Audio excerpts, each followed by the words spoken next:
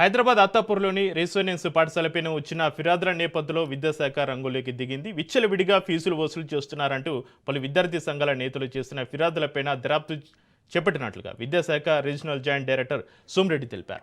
స్థానిక ఎంఈఓ డిఓలకు ఇప్పటికే తనిఖీలు నిర్వహించాలని ఆదేశాలు జారీ చేసినట్లుగా రాజ్ న్యూస్కు ప్రత్యేకంగా వెల్లడించారు. అత్తాపూర్ బ్రాంచ్ను క్షేత్రస్థాయిలో పరిశీలించి సమగ్ర నివేదిక సమర్పించాలని అధికారులను ఆదేశించామని చెప్పారు.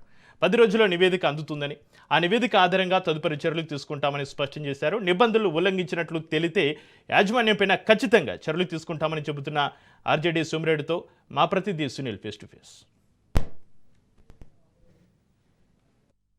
తెలంగాణ రాష్ట్ర ముఖ్యమంత్రి రేవంత్ రెడ్డి విద్యాశాఖకు ఎంతో ప్రాధాన్యత కల్పిస్తున్నారు.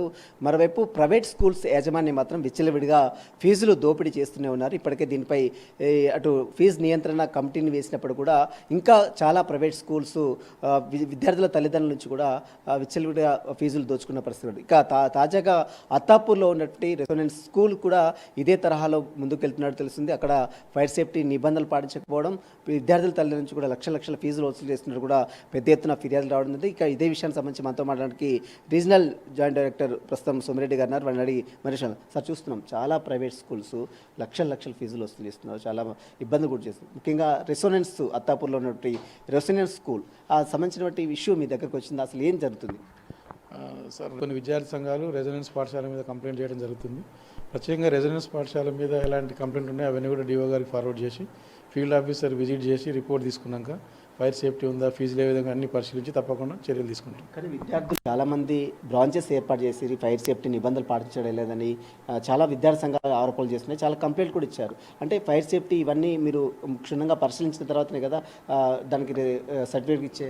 ఎస్ సార్, మీరు అన్నట్టు కంప్లైంట్ మీద మరొకసారి పరిశీలన చేసి తప్పకుండా వాటిలో వాస్తవాలు లేకపోతే మనం తప్పకుండా చర్యలు తీసుకుంటాం. అంటే దాని మీద అంటే చాలా ఫైర్ సేఫ్టీ నిబంధనలు పాటించడం లేదంటున్నారు, లక్షల ట్యూషన్ ఫీజుల పేరుతో కూడా లక్షలు వసూలు చేస్తున్నట్టు, దాని మీద ఏమైనా ఎంక్వైరీ చేస్తారు? ఎస్ సార్, తప్పకుండా ప్రభుత్వం కూడా ఈ ఫీజుల మీద నియంత్రణకు చాలా తీవ్రంగా ప్రయత్నం చేస్తుంది. ఫీజులు తగ్గించాల్సిన అవసరం చాలా ఉంది, తగ్గిస్తారు కూడా. ఆ నమ్మకం మేము కంపల్సరీ తగ్గించడానికి ప్రయత్నం చేస్తాం. సార్, రెసిడెన్స్ స్కూల్ గురించి ఒక బ్రాంచ్ పెట్టి మళ్ళీ సబ్ బ్రాంచెస్ ఏర్పాటు చేస్తున్నట్టు తెలుస్తుంది, దాని మీద ఏమన్నా? లేదు సార్, ఎక్కడైనా సబ్ బ్రాంచ్ పెట్టే అవకాశం లేదు. పర్మిషన్ లేకుండా ఎక్కడ నడిచినా కూడా సీజ్ చేస్తాం.